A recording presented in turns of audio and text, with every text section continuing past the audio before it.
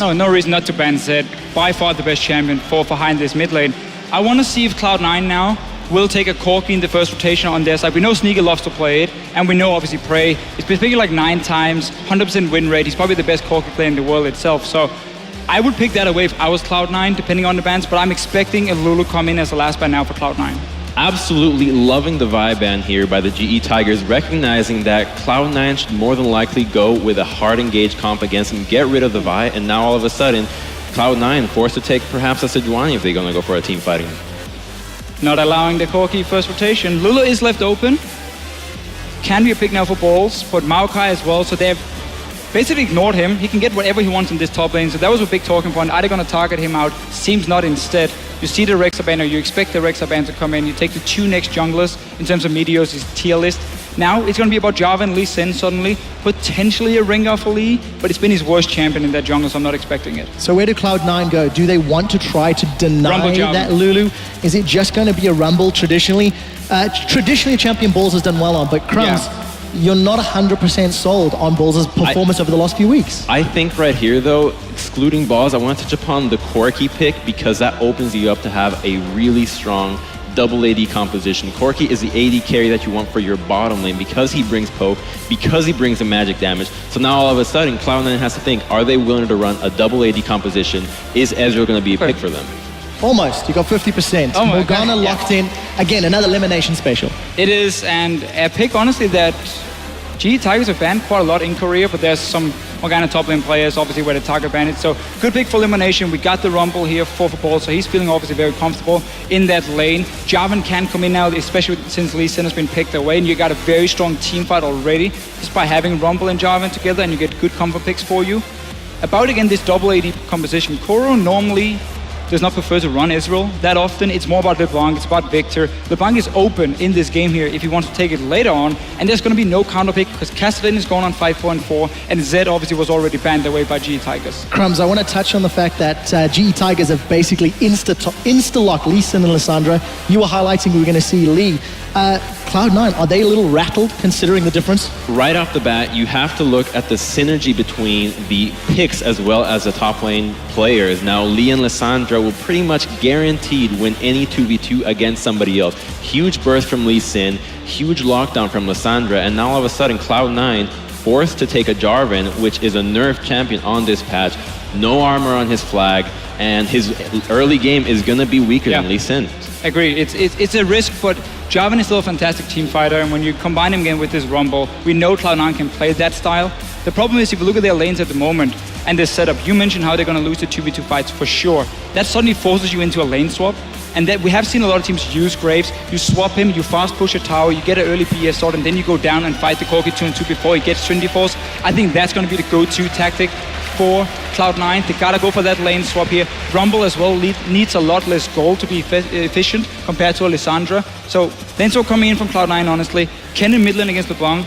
That's a tricky one. It's a skill matchup. If you die like once early, Kennen is done. He's out. I mean, LeBlanc is just going to kill him over and over. No surprises, though. We expected the Kennen from high in the mid lane. Now, looking at the compositions, you have Cloud9 with a massive AoE composition, and a worrying factor for the GE Tigers is the fact that they have no tanks. Now, they have shown incredible prowess in team fighting with kite compositions that do not have tanks, but the Cloud9 team comp will kill anybody pretty much instantly with the knockups from Jarvan, long-range Rumble ultimate, Kennen, and the Graves follow-up. Yeah, we will see in game. We'll be back with the first game here at the Intel Extreme Masters World Championship and our casters right after this.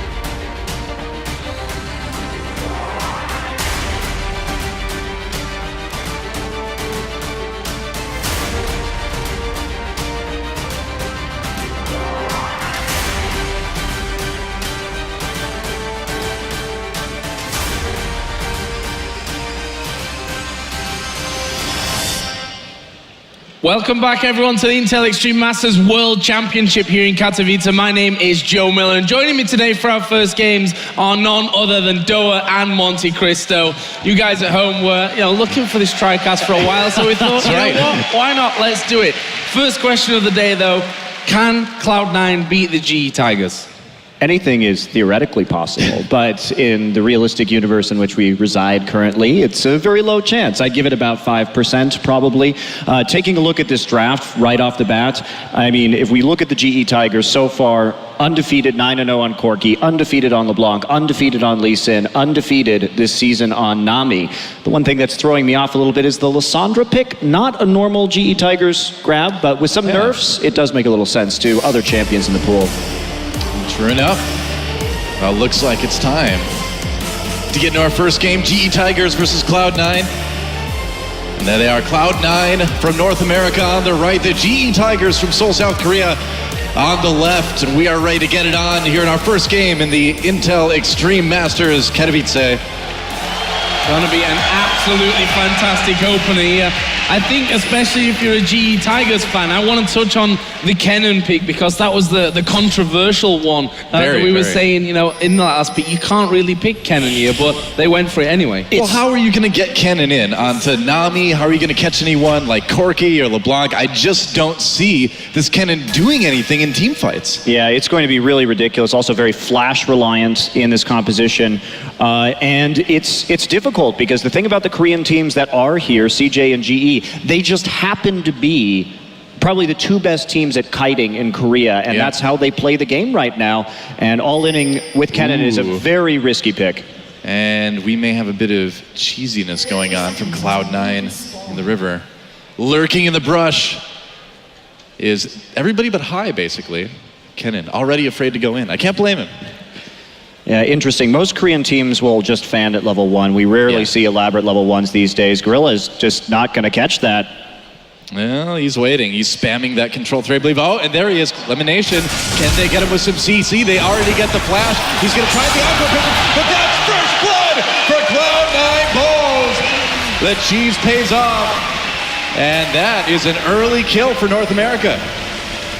I mean, Gorilla was just spamming his emotes in the brush, not exactly paying attention. So early kill, that'll help Balls out a lot. Of course, Balls an excellent Rumble player, very consistent out of that top lane, and that's going to be very helpful for C9, at least in this laning phase. And this is what we heard earlier, maybe the key is that it is best of one here, and that you can do something a little bit crazy to start things off. Elimination there. Going a little bit far through the brush. Nice little dodge from Prey. And, well, they've got the start that they wanted here, Cloud9. My question now is, though, what do they do with this first blood on Balls? How much can he dominate Smeb in that top lane? Will he dominate? Is Lee going to spend more time now helping Smeb to get back into this matchup? I mean, it's a possibility. Lee normally doesn't focus on the mid lane. He's a very defensive... Kuro, that is a very defensive laner. So we see some trading happening in the bottom side. But it's going to be hard to get out of this because Balls is such a strong Rumble player. He will hit a mid-game power spike where they are going to dominate the Dragon. I think G is going to have to give up probably some of the first few objectives at this point in the game. We'll see if Alga Medios deciding he doesn't have an opportunity. I gotta say, I'm really glad we're getting into cast with Joe Monty. I feel like we're really living the high life. It's Miller time now. That's right. Truly the champagne of casters. You're so kind. The champagne. The champagne of casters. Joe Miller. That's an interesting title that I've not heard before. Little American humor for you there, Joe. We already made a deal that Star Wars has to stay out of it because my knowledge is not that solid there. As Prey and Elimination again, just exchanging a bit of damage. Elimination already getting back up to decent health status. This mid lane was a big question for us. How is High going to perform on Kennen against Kuro playing LeBlanc, who we know and we've seen time and time again, a good start for a LeBlanc player spells disaster. Well, he's already been getting poked pretty heavily, but that's not terribly surprising. A little bit down on CS. We'll see if that turns around as the lane kind of pushes up. But anytime a lane starts to push up for someone who's not the GE Tigers, you have to worry about Lee coming in and just ruining your day. I'm still waiting for what we talked about a little bit earlier, to see how Lee is going to handle the top lane. Like Monty mentioned, Lee is usually up in the top lane more than anywhere else. But I think the real thing we're waiting for is to see when Balls gets that probably early haunting, guys. We'll see how much help Smeb needs at this point. Right now, he's gotten a little CS lead for himself. Yeah, that is a nice advantage. And just looking at C9's composition overall, they really do well with this backline assassination. They can instantly get in with Equalizer and with that collateral damage. So there is a lot of threats. And Expert Desk was mentioning how it's very dangerous to play these kite compositions because you have to be so precise. Smeb dodges a skill shot right there. And Cloud9, if they get the right flash engages, but it really is the story of this game going to be about playing around Cloud9's flashes. Yeah. They have to make those fights really, really count and take objectives off of them because they can only fight once every 5 minutes. Well, look at this. We are seeing Lee waiting around that mid lane. To the wall. They managed to get the chains down, and Hai is dead just like that. Meteos had actually come around there, but decided to head southwards in the river. Didn't check that side brush, and that will be the first kill. And meanwhile, down in this bottom lane, Sneaky and Prey going to be going at each other as well. Gorilla also took a bit of damage in that, but no kills in the bottom lane. But the start there in that mid is what we were basically expecting to see. Yeah. And he got spotted by a ward there, so at least Sneaky and Elimination know that he's on his way. And the real issue, too, with the Kennen in the mid lane is it looks like he's going to have to build into Abyssal first in this matchup. And Kennen is a very item-dependent champion. If he doesn't have that Abyssal in, especially if he doesn't have a Zhonya's Hourglass, he simply can't last out team fights. So if you set that Kennen behind early, he's just going to get blown up without that Zhonya's Hourglass later in the game. And with LeBlanc being a very bursty, high damage champion, having that Abyssal first this is a really, really rough time just because of how these team fights are going to play out. And maybe they won't now be able to abuse that power spike from Rumble and the fact that they got the first blood. Well, it's amazing me right now. It's just a CS lead that Kuro's been able to get against Hai already in the mid lane. I mean, he does have that one death, but 43-25 already. That one hurts a little bit. Meteos coming up to the top lane. We'll see if he can get anything done to Smeb here. Smeb just hit that level 6, so he's got a little bit more safety now, but of course Balls has an equalizer as well. Here he comes, Meteos coming in, there's the equalizer going down, now the QE combo misses, that lets Smeb flash out, gets out on the E as well, and will he survive? Will they dive this one? Meanwhile, Hai dives again in the mid lane, and it looks like Smeb, what? He got the kill on Balls in top, so 2 more for the GE Tigers, I can't believe it. How did Smeb do that? He baited him with the ultimate. Basically, he held it for a really long time, going in under the turret, and everything just kind of falling apart for C9 already in the laning phase. And Kuro's been playing so far back, it's been difficult for Hai to see us safely under the threat coming in. Here's a teleport. Smeb may have overstayed his welcome here. This is an interesting choice as well, because Meteos is taking the aggro and he's going to go down. Smeb is still alive. Are you kidding me?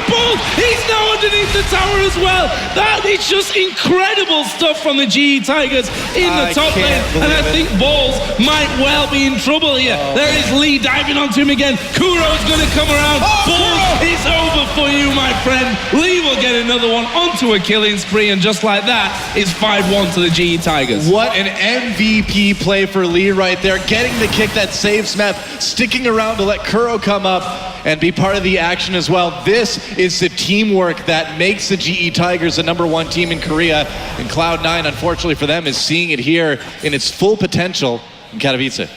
Yeah, let's take a look at this play that happened again in the mid lane because we missed out on the start of it. Lee with the pink ward in the brush, Hai walking over, but just gets instantly annihilated. Pretty dangerous to go over on that side of the map when you don't have adequate vision control. And honestly, I mean, I have to say, it looks like Cloud9 is just really desperate to make some of these plays because that is very uncharacteristic forward aggression from Cloud9.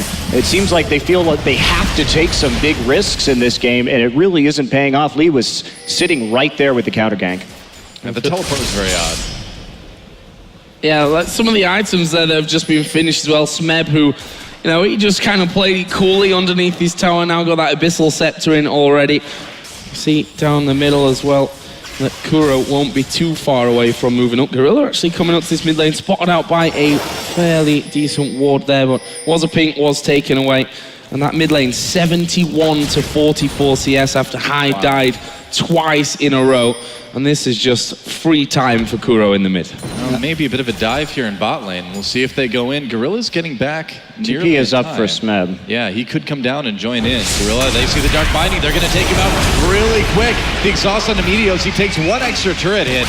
But so far, Prey okay. Meanwhile, Bottles gets jumped on in the top lane. That's an easy kill. And it's unfortunate for the GE Tigers that Lee is actually getting all these kills. Here's the TP. And Prey goes in with the Valkyrie, scares Meteos away, and Smeb comes down just to keep his ADC safe. Oh, they're sandwiched here, though. This could be really bad for Sneaky and Lemon Nation. They chose to run backwards, which is probably not going to help them out all that much. Sneaky will be the focus. Here comes Kuro as well, and Lemon Nation won't be able to escape this one. Smeb will pick that one up. That's 3 for him now, 4 for Lee after the kill up top, and he's just getting out of control. Yeah, Sneaky and Lemon Nation getting far behind enemy lines, and they really paid for it, unfortunately. Lee scares high away from the recall in mid here, and I gotta say, with a 3K gold lead, sub 10 minutes here, 8 to 2 kills, it is looking pretty one-sided so far. I'm just really surprised that C9 is repeatedly going past these turrets and trying for these dives, because that's really just not what we typically see from them at all. And the desperation is such a huge factor right now. I think that's a perfect word for it right now. I think it certainly is just desperation. I mean, they really want to make something happen, but really, I mean, the safer game may have been a better option, but we'll see what happens now. Elimination just warding that dragon. There's been so much action in the lanes that we haven't really seen any team make a motion towards dragon yet. Yeah, I think the problem is when you make one desperate move and that goes wrong, you have to kind of make a second one to try and pull it back. And so far, those 2 desperate moves have not really worked out for Cloud9. And both junglers currently headed towards the bottom side of the map. And you see the ping there onto the top of Meteos. Lee was spotted coming around as well. And well, it's definitely the GE Tigers who would have the upper hand if they do decide to fight there. Yeah, it's a pretty risky scenario. Although Prey has not completed his Trinity Force yet, so there is a little bit, I think, extra burst damage coming out of Cloud9 if they want it. They also will have TP up first coming in, but deep ward's already going down right here. Lee and Kuro, big wraparound. Yeah, they really want that dragon, too. We'll see if they can handle it. I gotta think Prey's got to be close to finishing his Trinity Force by now. Should be another few minutes, actually, but he does have 2 assists, so maybe he'll get it maybe around the 14-minute mark instead. So, yeah, only 819 gold in the bank at the moment, so it'll still take some time to complete that phage, and then the rest of the force. So I'm just taking turret hits. He was desperate for those minions in the top lane, but this, again, you know, does just keep that enormous pressure on that top lane turret and onto balls. That turret's ready to go down any second. We'll see if he can actually finish that one off. The bottom lane again was a bit of an exchange of damage. They saw the Dark Binding coming out of Lemon Nation. There is that turret going super low on the top side of the map. That's just one hit and that will go down, and we'll see how desperate Smeb really is to finish that one up, keeping that lane push all the way up there. And I don't think Balls will be able to, however much he wants to, hold on to that first turret in the game. Smeb's got such a massive CS lead as well right now, too. There's really no pressure. And Lee going for this dragon by himself. Now, there is a ward there for C9, but will there be any response? Lee has to get out of here. Yeah, you see him pop right over as soon as people start to move out of lane. He didn't have pressure in mid and bottom. That is a very risky attempt to make. Thought maybe they wouldn't have a ward. They could see the back.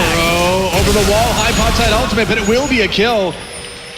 Lee managed to get there in time. Meanwhile, Dark Binding onto Prey. He's going to take a little bit of damage. Exhaust onto Sneaky as Prey gets away. And there's that tidal wave used. Can Gorilla and Prey win this 2v2? Oh, it's going to be tight here as Meteos comes down as well. He drags into the back. He'll finish up Prey. Oh, no! He cancelled the auto attack. Sneaky did get it. But Meteos now battling with Gorilla, who will flash out of the Cataclysm. I think he needs 2 more auto attacks here. Oh, you know, Lander Bubble. That's all good as well. They managed to get, again, a 2 for 1. And it's not over because Smeb's here. Sneaky will go down, and now they're going to chase down Lemon Nation, who again is running basically to no man's land, especially now as Kuro's chasing. As we do get a pause, Lemon Nation gets to live on for a little while longer. He gets to contemplate his impending doom. It's nice to get a little reflective moment. It's like usually you get a few moments of your life flash before your eyes, but he's like seeing his life, his team's history, basically, you know, the history of Minnesota, where he's from. He's getting like a lot of time now to experience different things.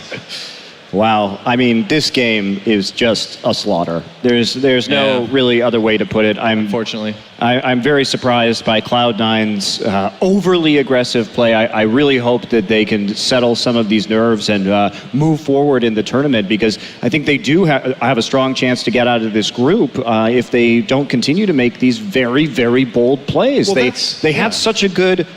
They had such a good level 1 where they got that first blood, but they just didn't transition it into anything else and really overplayed their hand with insufficient warding, no knowledge of where Lee was, and pushing too far up in the mid lane.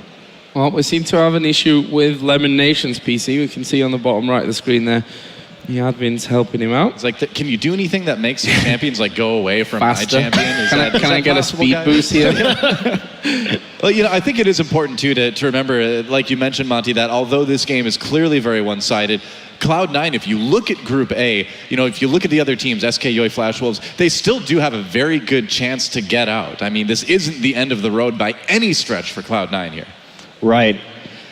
Well, this game, too, a little bit atypical of GE, is actually Lee having so many kills. Yeah. Typically, the GE Tigers are very good at getting the kills onto Prey and Kuro. This is one of the very few games that I've seen Lee actually get all these last hits. They really emphasize handing it over. It's been a couple unlucky ticks, but here we go. We're going to be back in the game. Yeah, looks like we are. Lemon Nation still being chased, and Smeb just picked up that kill. You guys will see in a second. Meanwhile, there we go.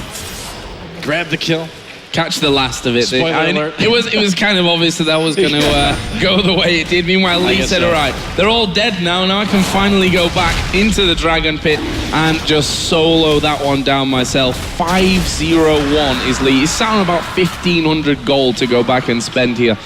Bear in mind, we're 13 minutes into this game, guys. He is somewhat fed at this point. We see Morella Nomicon as well as another blasting one there for Kuro in the mid lane. Abyssal not done yet by High, and it's just going from bad to worse, really. Interesting to see now how Cloud9 handle these next few minutes of this game after losing that first dragon and being so far behind. Yeah. Well, I mean, look at what High's building right now. He went for the Ruby Crystal, not even having enough money to finish his Abyssal Scepter right here, and so he's delaying that power spike even further. Kennen is probably never going to do anything at all in this game at this point. They have the hard engage with the Jarvan, but there's just not going to be any follow-up. GE has too much mobility. They will be able to kite out of any kind of engage that C9 offers and just poke them to death. Corki's in that power spike right now, 14 minutes with that turning force, and here we go. Right on the balls, they pop that ultimate. Kuro comes as well. He's been stealing so many kills, Kuro.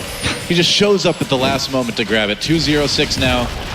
Feeling good. And they're going to take that top lane as well. So here we are, 14 minutes, nearly 15 into the game, and a 7,000 gold lead for the GE Tigers. Certainly a strong showing early on for them here at the Intel Extreme Masters.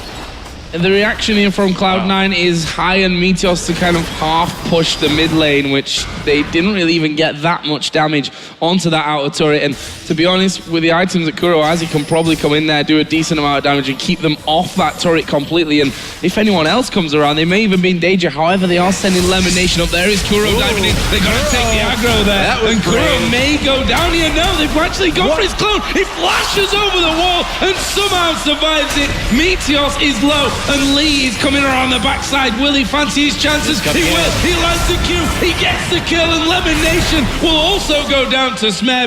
Kuro surviving through all of it, and now it's High that they're chasing down. You don't often see a jungler soloing the mid laner, but he's going to try it. He's the same level as High right now, and there's the kill from Kuro.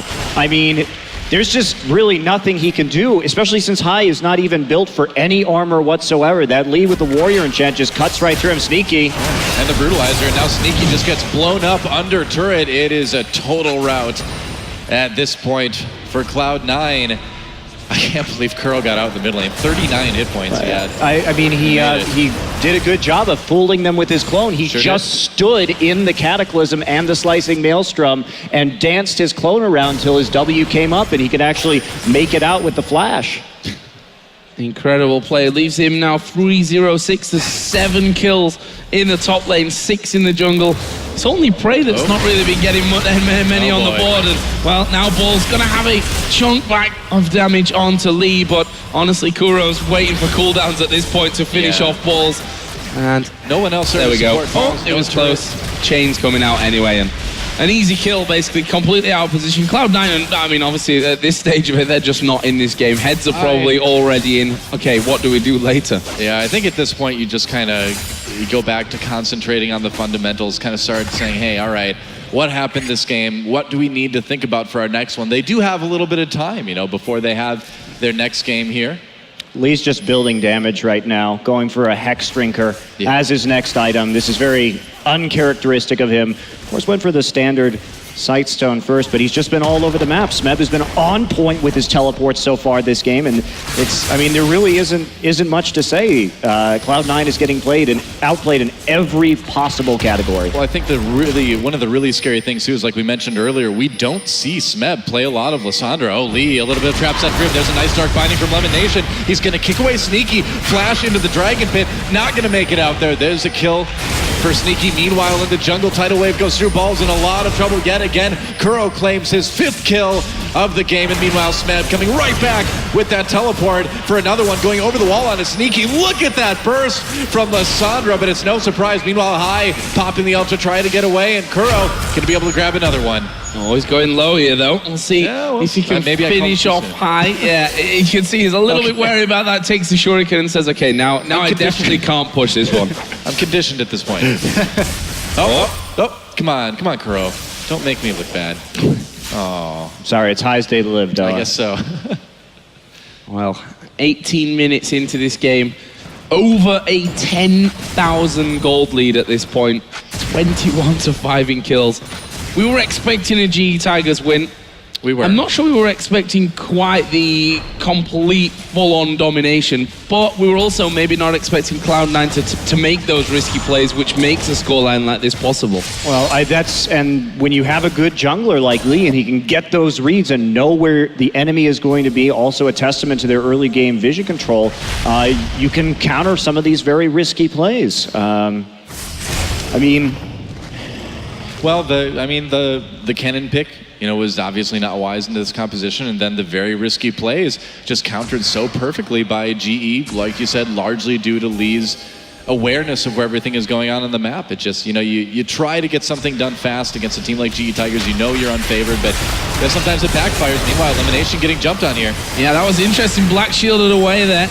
And now that turret, though, is taking a good chunk of damage. All 5 from the GE Tigers are there. Sneaky was still on the bottom side. There is the Q landing. Bulls gets kicked back. He will go down straight away. Did get off an equalizer before he died. Meteos, they're off on the backside as well. They don't really care about them at this point. It's more about finishing off that inhibitor turret, get the inhibitor as well, and now they can turn around and maybe wait those 20 seconds until Baron spawns. Well, yeah, really. I mean, if we look at how that fight went down too, you could see Meteos was trying to get the flank in so they could actually land High slicing Maelstrom effectively. Yeah. Unfortunately for him, Gorilla just turned around. You didn't really see it on your screen, but just used the tidal wave, right, to zone Meteos out, so he never really had an opportunity to engage right there while they were taking out the front line. And a bit sloppy by GE. I mean, using the Lissandra ultimate on a black shielded target, obviously maybe not the best play in the world, but at this point they're so far ahead they just needed to push forward. Meteos has to flash out. Oh, Q onto High though, a little bit of damage from Kuro. From over the wall, they did hit Prey with that dark binding. Siege begins. It feels like we should be like 35 minutes into this game when you look at it, but we just hit 20 minutes now. And looking forward to the rest of this tournament, I was very skeptical about teams' ability to play this Kennen into any Korean. It's not a pick that we have seen in Korea at all. And the reason is, it's if you are a well-coordinated team, you can kite it out, and it's very limiting in terms of when you can actually team fight.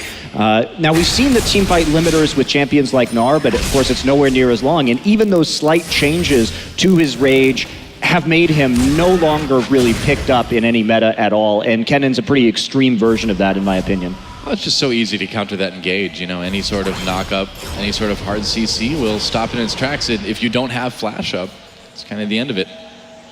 Yeah, mobility as well, which, you know, is rather abundant in the GE Tigers team at this stage. I mean, you just walk away from it at the end of the day, and with that gold total hitting 41,000 to just the not quite 30,000 of Cloud9. This game is looking to move into its final stages, that's for sure. GE Tigers obviously have the ability to go towards Baron at this point, and I mean, they don't particularly need a Baron, but they'll also be quite happy if Cloud9 even try and contest it and probably ace them. Well, they can easily turn off this and have a very good fight too. I don't even think Cloud9 can contest this at all.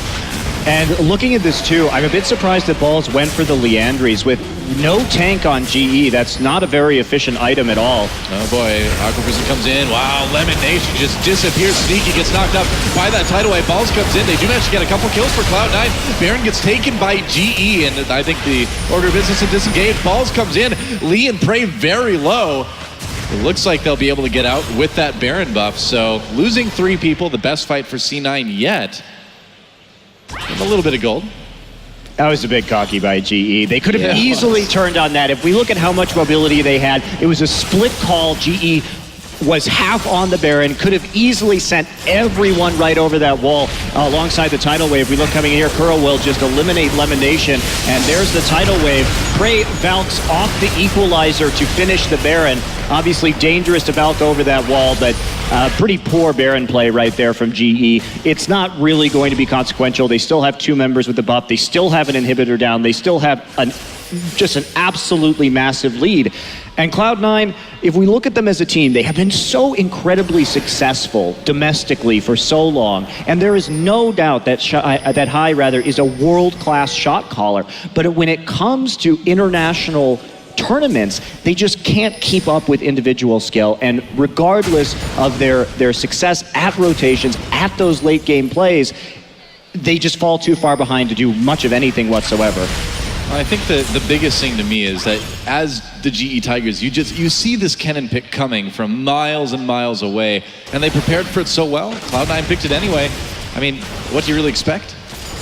Yeah, you know, you may have that second plan in mind, so when they have a team that's going to be able to kite Kennen around so much, you say, okay, we don't pick Kennen now at this point. Zed was banned out. Yeah. They last picked it on red side, and Hai's champion pool is a major weakness. And also, what really helped, if we go back to the pick and bans, is the fact that the Vi was taken out, because that means that it's less of a hard, Jarvan will be less of a hard engage, especially with the nerfs to his tankiness on this patch.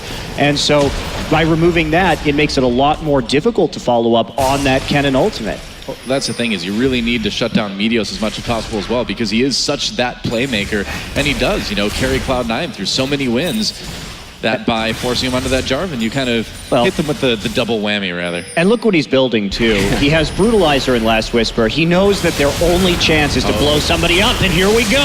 And there's the ultimate out of Kennen. Guess what? It didn't really do a whole lot. Meteos is going to get in there to do some damage, but they're going to try and chase him down. Prey actually falling low as well. He might actually get picked off here if Balls can land a harpoon, but look at the bubble. Locks up 2 men, and they turn it back around, and they'll come in and absolutely melt them. That's the Zhonya's used by Smed, but Kuro's going to get his cooldowns back in a second, and Lemon Nation trying his best to run away. Will try and even turn around for a kill, but he will be finished off. And that is the ace for the GE Tigers. And our first ace of Intel Extreme Masters here at the World Championships again, and GE is going to use that ace to take an inhibitor.